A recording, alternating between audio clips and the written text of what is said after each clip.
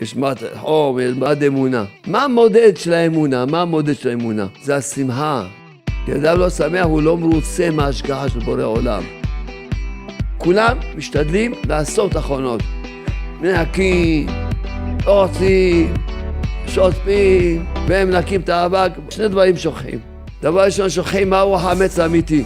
החמץ האמיתי זה עצבות, את האבק שזה בכלל לא חמץ מנקים, ומכניסים כעס ועצבות בתוך הבית.